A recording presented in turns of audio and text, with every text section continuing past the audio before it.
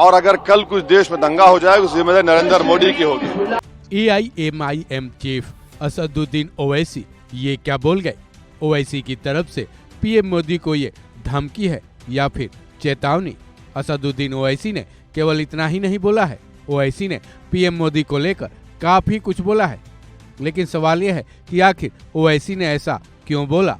क्या पीएम मोदी की तरफ से राजस्थान में दिए गए इस स्पीच का असर तो नहीं, जिसमें पीएम मोदी ने खुलकर मुसलमानों और मंगलसूत्र पर अपना बयान दिया था?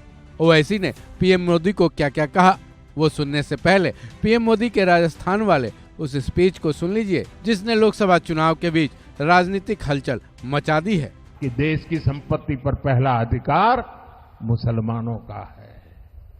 इसका मतलब ये संपत्ति इकट्ठी करके किसको बांटेंगे? जिनके ज्यादा बच्चे हैं उनको बांटेंगे।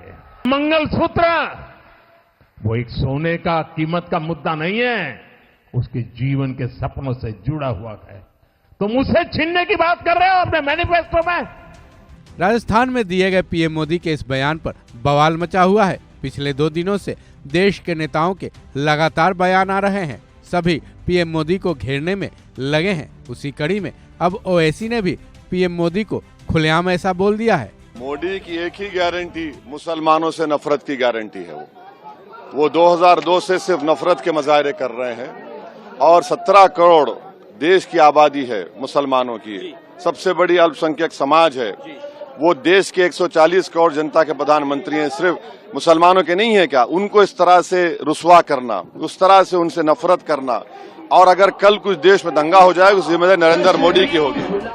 हालांकि ऐसा पहली बार नहीं हुआ है कि जब ओवैसी ने पीएम मोदी पर करारा वार किया हो, साथ ही पूरे बीजेपी को ओवैसी ने लपेटे में लेने की कोशिश की हो।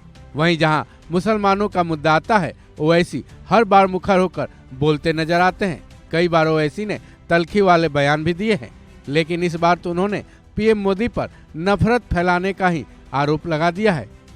सवाल यह है कि क्या ओवैसी धर्म की राजनीति नहीं करते? ओवैसी की हर स्पीच पर नजर डाली जाए तो आप ये जरूर पाएंगे कि वह मुसलमानों के लिए ही बोलते नजर आते हैं। हाँ, उनकी स्पीच में दलित के साथ कुछ और भी वर्गों का जिक्र जरूर देखा जाता है। वहीं आज जैसा कि ओवैसी ने जिन शब्दों का इस्तेमाल किया, क्या उससे देश के मुसलमानों को भड़काने वाला बयान नहीं कहा जा सकता? क्योंकि ये बात पूरी तरह से वाजिब है कि किसी भी देश का पीएम किसी एक धर्म, वर्ग, समुदाय का नहीं बल्कि पूरे देश की जनता का मुखिया होता है। लेकिन ओवैसी ने पीएम मोदी पर हमला करते हुए जिस शब्द का इस्तेमाल किया वो कितना वाजिब है, ये आप खुद ही तय कीजिए। इस खबर में बस इतना ही। बाकी अपडेट्स के लिए जुड़े रहें वन इंडिया हिंदी के साथ।